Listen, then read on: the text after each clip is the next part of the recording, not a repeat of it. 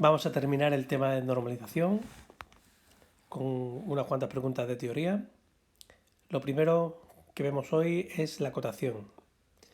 La acotación o acotar es poner medidas sobre un plano y dentro de los elementos de la acotación tenemos el extremo de la cota, ¿vale? Sería esta parte de aquí.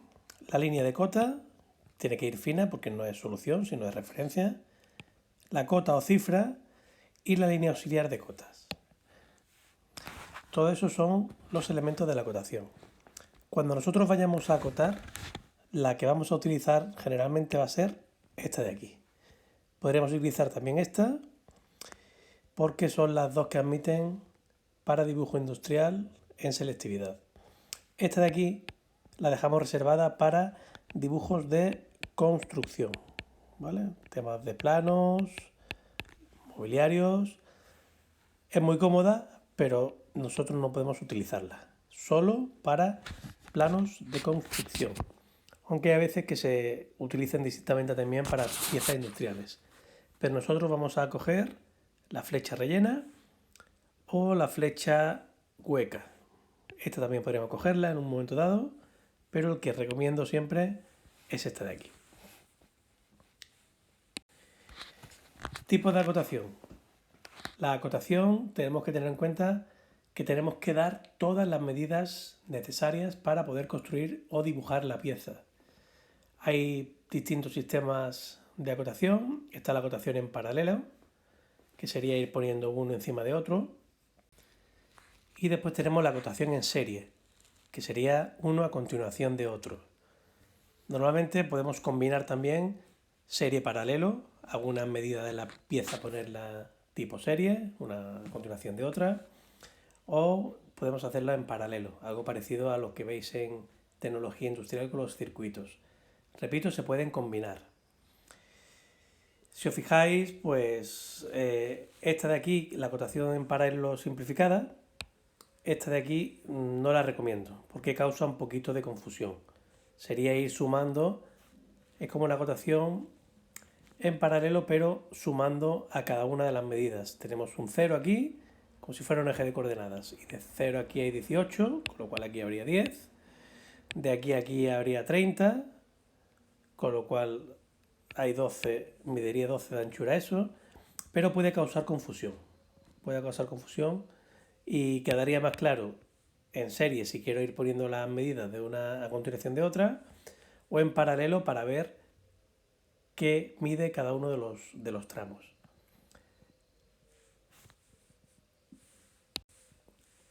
Si tengo que acotar perspectivas, voy a acotarlas siempre paralelas a los ejes de referencia. Aunque todavía no hemos visto las perspectivas isométricas, que sepáis que hay tres ejes, X, Y y Z, corresponden al largo, ancho y alto. Si yo tuviera que acotar una pieza en perspectiva, siempre tengo que tener en cuenta que no lo puedo poner recto, ¿vale? Así no se puede poner. Habría que ponerlo siempre paralela a los ejes de referencia, para que no cause confusión, porque no es lo mismo una medida que otra. Después tenemos la acotación por coordenadas.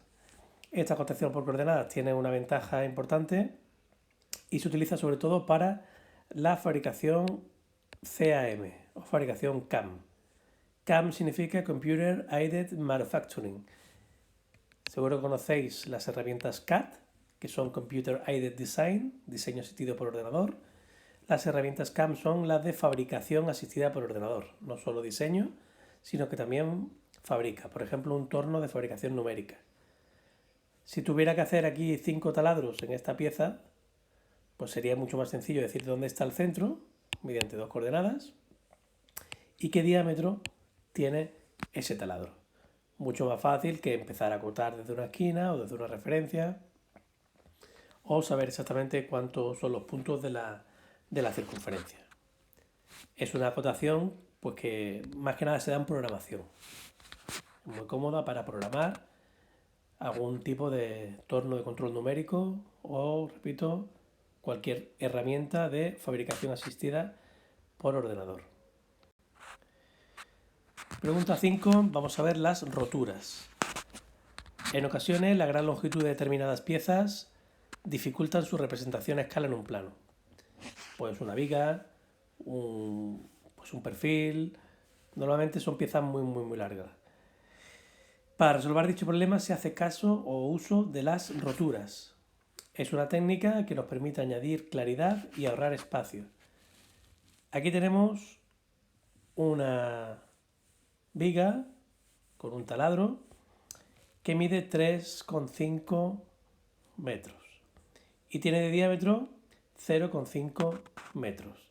En proporción está claro que tenemos que si esto mide 0,5, esto no mide 3,5, está desproporcionado.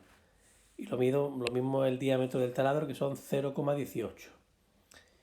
¿Qué se hace? Pues se ha hecho una rotura. La rotura lo que indica es para piezas que sean largas, longitudinales, continuas, pues lo que se hace es se pone la pieza como si fuera entera, pero con una línea de rotura. Entonces, siempre la cota tiene que indicar la longitud total de la pieza, aunque si yo pasara de escala de aquí a aquí, no correspondería. ¿Por qué? Porque hay una rotura. Al haber una rotura, significa que la pieza es mucho mayor. Lo que pasa es que no se representa entera, porque aquí hay una información que no tiene mucho interés. Es decir, sería el perfil del mismo tamaño, de la misma anchura, y no da ningún tipo de información. Alguien puede pensar que lo que se puede hacer es representar toda una escala más pequeña, pero entonces la dimensión de esto quedaría también demasiado pequeña. No se apreciaría bien en el plano. Entonces lo más correcto es representarlo mediante una rotura. Si la pieza en vez de acero fuera de madera, se puede poner la rotura de esta forma, ¿vale? Una línea en zigzag. Entonces vamos a imaginar que yo tengo una viga de madera, un tablón de madera, que esto mide 30 milímetros. Vale, cuidado porque la cota hay que ponerla siempre orientada de esa forma. Si el tablón es de 2.000 metros, perdón, de 2 metros, pues aquí podríamos 2.000. Veis que se ha acotado con la medida real, pero no es proporcional el 30 con el 2.000. ¿Vale? Aquí tenemos, por ejemplo, un ejemplo de un tornillo cilíndrico, macizo. También se puede poner esta línea de rotura. Se utilizaría esta de aquí para acero macizo. Entonces, si tengo un tornillo muy largo y aquí hay un montón de información que no da excesivo interés, es decir, que realmente es un perfil que no varía, pues yo puedo representarla de esta forma, teniendo en cuenta que la proporción entre esta medida y la que pongo aquí no va a ser la misma porque hay una rotura en medio. Vamos a ver la pregunta 6, seguro que algunos lo habréis visto, es muy fácil de comprender. Los dibujos de planta de vivienda normalizados. Sabéis que la normalización lo que hace es que dar un estándar para poder comprender bien algunos tipos de los elementos. Ya sabemos lo que es el alzado, planta y perfil. En construcción es muy útil saber la planta de las viviendas, porque normalmente la altura y eso pues son similares en casi todas las viviendas. Lo principal es la distribución del espacio y eso se ve perfectamente en la planta. Si habéis visto este plano, ¿alguien me podría decir qué creéis que es? ¿Una vivienda? ¿Un local? ¿Qué tipo de local? ¿Un garaje? ¿Qué puede ser? Es un restaurante, ¿vale? Un bar con varias... ¿Por qué sé que es un bar? Bueno, primero tiene cocina. Esta es la representación de la cocina. Aquí tengo fregaderos, aquí tengo hornillas. Y sobre todo tiene varios sanitarios, ¿no? Yo en mi casa no pongo 4 sanitarios distintos. Y menos 2 puertas distintas, pues se ve que uno es para hombres y otro para mujeres. Sería uno para uno y otro para otro, entrando desde el pasillo. Y aquí tenemos pues un patio Tenemos la zona donde están las mesas, ¿vale? Un salón privado para la oficina, a lo mejor del que sea. Y a lo mejor hay una segunda planta para cualquier otro tipo de evento. De todas maneras, la cocina para un bar, o más bien un bar que un restaurante, porque la cocina es un poco pequeña para un restaurante. Pero bueno, más que nada para que sepáis interpretar bien los símbolos. Ponemos el plano de antes. El plano de una vivienda, que yo sepa exactamente qué superficie más o menos tiene una vivienda. Esto de aquí realmente no es necesario aprenderlo. Es decir, no lo aprendáis de memoria, porque bueno, primero pueden variar y depende un poco del tipo de construcción. Pero más o menos que sepáis identificar cada uno de los elementos. Sabed que en arquitectura las cosas suelen estar normalizadas. Si a mí mañana se me rompe la lavadora, Dios quiere que no, yo me compro otra lavadora y me va a entrar perfectamente en el hueco que tengo en la cocina, porque está normalizado. Tiene una altura normalizada y una profundidad normalizada. Cierto que hay algunas lavadoras que son un poquito más grandes, un poquito más pequeñas, por ejemplo las lavadoras industriales. Pero una lavadora doméstica está normalizada y es muy fácil de sustituir una por otra. Aquí tenemos normalmente símbolos o medidas normalizadas. Significa eso que cuando a mí me dan el plano, o si me cabe una cama o no me cabe, las camas individuales de matrimonio están normalizadas a una anchura de 150. Entonces no vale, para que parezca el plano más grande, poner la cama más pequeña, para que parezca la habitación más grande. Debe estar normalizado. Esto sería una mesa rectangular, una mesa redonda, un sofá, una puerta de doble hoja, una puerta de hoja simple, una ventana sencilla, una ventana pequeña, una cama individual, ¿vale? Una mesa de estudio, esta de aquí. Son fáciles de comprender y hay veces, bueno, que el diseño mismo ahora con la herramienta de informática, hay algunos que tienen unos diseños más chulos y va cambiando un poco. Aquí tenemos, por ejemplo, símbolos normalizados en las cocinas. Esto sería un fregadero de un seno, esto sería uno de doble seno, este sería el escurridor, esto sería una vitrocerámica, el frigorífico, veis que está un poquito antiguo así con la manivela. El E sería la lavadora, este sería el cristal de la lavadora, el F el fregaplatos, el lavavajillas, veis días normalizados tanto de uno como de otro. Los frigoríficos también suelen estar normalizados, aunque hay frigoríficos más grandes. El microondas sería este de aquí. Y después en el baño, pues tenemos, aunque hay algunos mejores que estos son un poquito rectangulares, hay algunos que están más redondeados, que se ven un poquito mejor.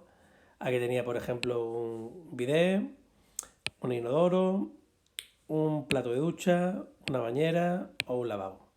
Aunque repito que estos símbolos, sobre todo son las medidas las que están normalizadas, la forma tiene que hacerte ver que hay un elemento así. Muy importante lo de las cotas. Vimos que en construcción se iba a reservar ese tipo de extremo de cota. Nosotros en piezas industriales vamos a poner flecha.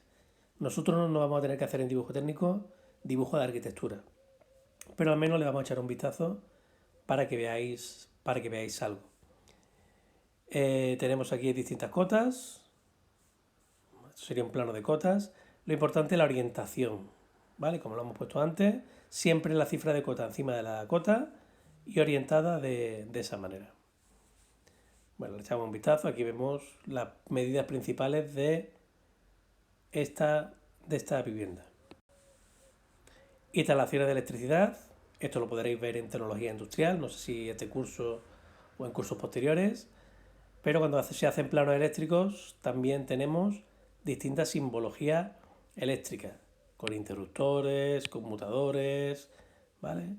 Realmente hay muchos símbolos que cuando se ven en un plano, un electricista pues sabe interpretarlos, o un ingeniero sabe interpretarlos. Eso no hay que aprenderse de memoria, simplemente echarle un vistazo. Entonces, ejemplos sobre ya los planos. Aquí tendríamos sitios donde hay puntos de luz, el típico tubo donde salen dos cables, ese es el punto de luz, donde te pones la lámpara cuando compras una casa. Y en la planta de mobiliario, pues este sería el dormitorio principal, ¿Por qué? Porque tiene la cama de matrimonio, también es el que es un poquito más grande, 2 dormitorios individuales, un cuarto de baño con su lavabo y bañera y la escalera. La escalera pues suele representar de esa forma, con una flecha y en dos partes, porque siempre tenemos que tener la parte de subida y la parte de bajada, depende de dónde se corte el plano.